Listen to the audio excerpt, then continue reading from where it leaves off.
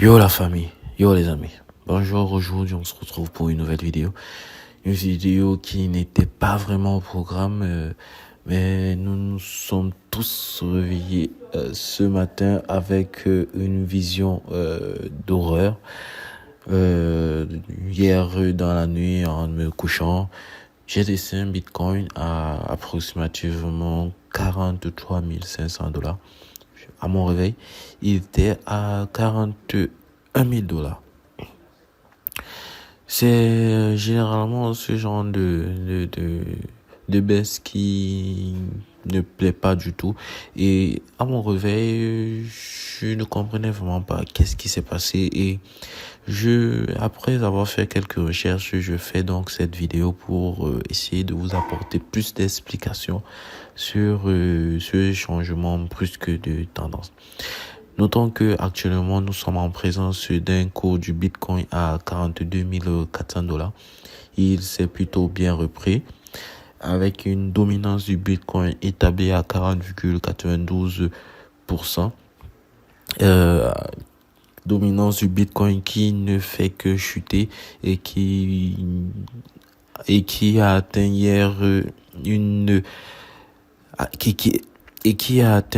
la barre des 38%, qui est l'un des pourcentages les plus bas depuis 2018. Nous avons un ETH à 3268 $. Et voilà. Certains altcoins ont plutôt bien résisté, notamment le HBAR, le Atom Cosmos et bien d'autres, le Mana Decentraland, qui ont bien résisté à cette chute. Le Harmony One également a bien résisté. Bref, cette chute n'a pas été d'une très grande n'a pas été une très grande hécatombe. Nous allons essayer d'abord de voir, parce que nous sommes sur une tendance baissière de pratiquement quelques jours.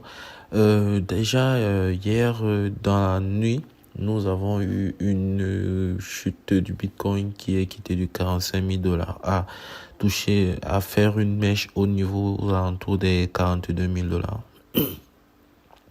Cela a été expliqué par certains médias, notamment celui de Cryptos, qui disait: le Bitcoin et les altcoins chutent alors que la Fed envisage le relèvement rapide de ses taux d'intérêt. Si les cours des crypto-monnaies commencent décidément l'année 2022 dans une ambiance plutôt glaciale, et cela est vrai. Notons que d'après le média Cryptost, il pense que le cours du Bitcoin a chuté parce que la Fed a décidé de relever ses taux d'intérêt sur ces différents emprunts faits au marché conventionnel. Et nous avons ici un article du journal du coin qui parle de la chute qui se déroule depuis quelques jours, en nous révélant que pendant que le marché crypto panique, Binance entasse les bitcoins. Pourquoi Binance entasse les bitcoins? Parce que quand c'est moins cher, ils achètent, et quand c'est cher, ils vendent.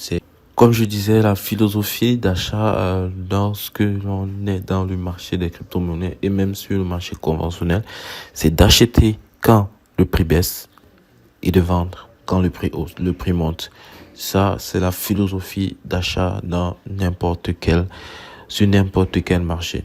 Mais je n'ai toujours pas trouvé une raison assez palpable, assez tangible pour justifier cette baisse de cette nuit.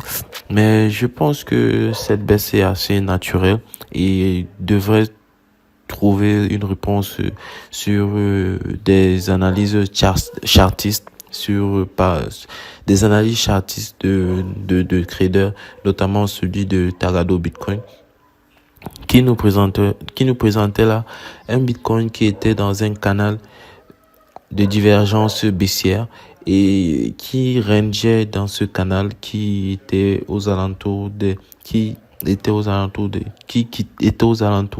52 000 dollars aux 46 000 dollars, qui rangeait dans ce canal. Et puis ça va, une fois que le Bitcoin a cassé ce canal, d'après lui, une target se situe au niveau de 40 000 dollars, 40 278 000 dollars étaient activés.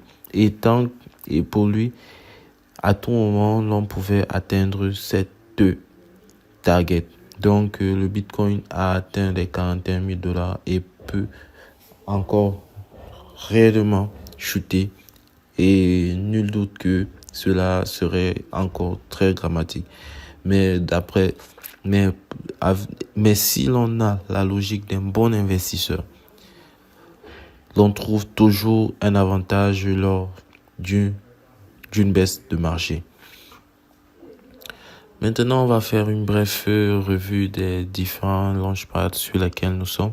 Notons que j'ai clôturé ma position sur le launchpad Starter parce que je ne le trouvais plus assez rentable. Du moins, je ne le trouvais pas du tout rentable. J'ai clôturé ma position pour réaffecter ces fonds sur d'autres launchpads. Actuellement, nous sommes uniquement sur 3 launchpads qui sont Polkastarter, Solraiser et Solanium. Sur Polkastarter, nous avons toujours 2 IDO qui sont présentes. Sin City, dont nous n'avons pas été retenus pour la whitelist, malheureusement. Et Cybertrade, dont la whitelist se termine dans 5 heures. Pour Solraiser, nous avons Battle of Quadrant, dont nous n'avons pas aussi été retenus pour la whitelist, mais nous attendons la FCFS, First Come First Serve, qui se déroulera dans les jours à venir. Nous espérons pouvoir choper une allocation. L'IDO de Starbot qui aura lieu aujourd'hui, nous allons nous inscrire. Et Humble Protocol qui arrive bientôt. Quant à Solanium, nous avons été whitelistés sur le projet NFT Fadmonk. Nous avons investi approximativement 1,6 sol. Nous avons également été listés sur un autre projet NFT qui est Creation. Nous avons investi 1 Solana. Donc, les futurs projets qui se lanceront sont le Solvent, dont la whitelist commence dans 2 heures, et Nozana, dont la whitelist commence dans 3 jours et 2 heures. Bon, les amis, nous voici arrivés à la fin de cette vidéo. J'ai essayé, comme j'ai pu, de vous présenter les différentes causes de cette chute de marché. Mais comme nous pouvons le voir en live, le marché se reprend plutôt bien en cette matinée. Comme je vous le dis, les meilleurs coups se font dans un marché baissier. Et il ne vous reste plus qu'à attendre la hausse de ce dernier pour vendre vos actifs. Ceci n'est en aucun cas un conseil en investissement. Faites vos propres recherches et si l'on arrive au même résultat, cela serait une très bonne chose. Sur ce, je vous dis merci de m'avoir écouté et bonne journée. Prenez soin de vous. Peace.